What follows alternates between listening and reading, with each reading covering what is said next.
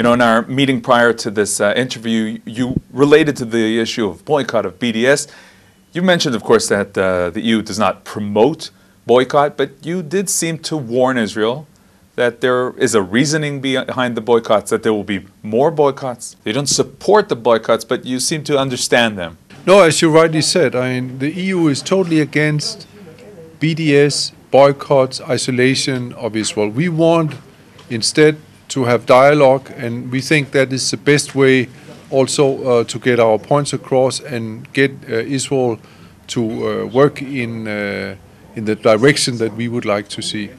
That being said, I mean, there are other groups in Europe and also in the United States that are advocating BDS. It could be consumers groups, but there are also corporations and others that are taking decisions maybe to disengage economically from Israel. And they are not in our control, as you know. These are sovereign consumers and companies working in the market and pursuing their preferences and their interests. I think that there is a risk that Israel could at one point find itself in a situation where they have fewer friends in the world if a solution is not found to the problem of the Palestinian-Israeli conflict. And we know, of course, that this is not something that Israel can do on its own. It takes two to tango, and it also requires a commitment on part of the Palestinians.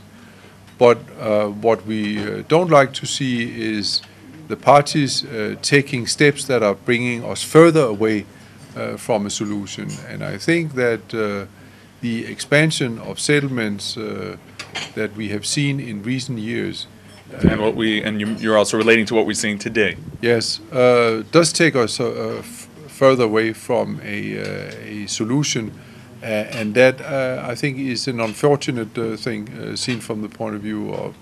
But when it comes to products from the settlements, from Judea, Samaria, the Golan Heights, and Jerusalem, you're saying something that's much more strict.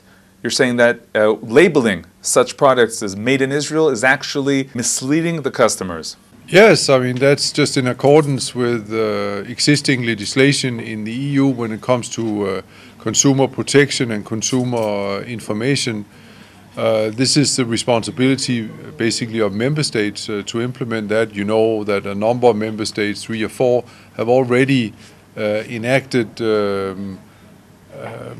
guidelines on this particular issue with their retail industry. And I think that in a not too distant future, there will be also an EU-wide arrangement on this issue. But I'd like to point out that this is not different for Israel or any other country in the world. I mean, it's a fundamental premise that the consumer must be assured that the product he or she is buying is correctly labeled. I mean, you cannot write that a product comes from country A when it comes from country C instead. So I want to say that I make the point that this is a general legislation that's applied from any product coming from anywhere in the world. It has to be correctly labeled. How about the claim that when you label these products and people might not purchase these products, you're actually harming Arab employees who work in many of these companies, many of these factories? Well, first of all, I don't know if it leads people not to buy products. It could also be that those who are in strong support of settlements are buying more products.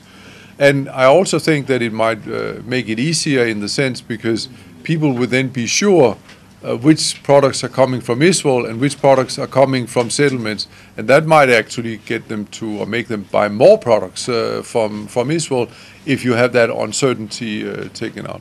On the issue of Palestinians who are involved and are working on different settlement enterprises, I think one has to take a broader perspective on this. And the issue here is that settlements as such are affecting the economy of a very large part of the West Bank. Settlements are currently affecting about 60% of the area of the West Bank.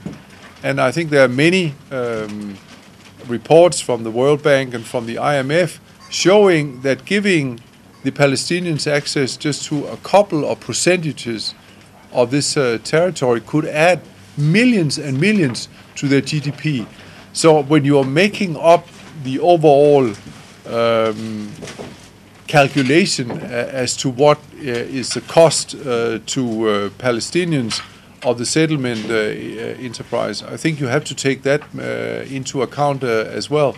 It's not only the question of the lost jobs that may occur in some of the Israeli plants in settlements. It's a whole question of how settlements as such are affecting the Palestinian economy and possibility of increasing their GDP. Now today you're coming out against the authorization of more apartments, more homes in Judea and Samaria, in Beit El in this case. But you also note today that it's not because there's judicial issues about the property. You're coming out against any Jewish settlement, Jewish construction in Judea and Samaria entirely. Yes, I am, because it's all part of the Palestinian territories, and as far as we are concerned, we don't make distinctions between the settlement blocks and settlements further into the West Bank. Obviously, I mean, we all know that in all the realistic proposals for a settlement of the conflict, the settlement blocks that are close to the Green Line are in most instances expected to be incorporated into the final borders of Israel. But until such time that we have an agreement, I mean, we cannot, I think, base ourselves on the assumption that they are already part of Israel.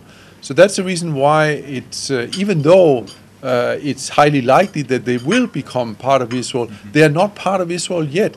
And therefore they have to be treated as extraneous to Israel and part of the occupied territories until such time that an agreement is reached. So we related to many of the disagreements, especially with the State of Israel, with the current government. How about EU, European Jewry? How does the EU relate to the European Jewry? No, I mean, we relate very positively to European Union Jewry. As I said before, I think Jews in Europe were among the first Europeans, the first who saw the need to cooperate across Europe. So, I mean, we are very indebted to them in terms of the European Union project of cooperation and integration of Europe. And I think that there is a very strong realization in Europe that we have to protect our Jewish citizens, and we have to stem this tide of anti-Semitism that is again rearing its ugly head not only in Europe but also in the United States and other places. And we are taking very determined action to stem the tide of this. It of course has a lot to do with the increased threat of terrorism, of discrimination, of racism, of lack of tolerance, lack of acceptance of other religions, and so on and so forth. So I think anti-Semitism is part and parcel of this struggle that the Europeans are taking very seriously, and we have adopted just in recent months a number of measures in order to make European Jews and all European citizens more safe against these threats. You know, as a teen, I remember visiting Poland, visiting the Jewish cemeteries, and there was the urge to clean the graves, the tombs there, and to try to preserve. And we understand that the EU is taking part in investing many resources in preserving Jewish cemeteries.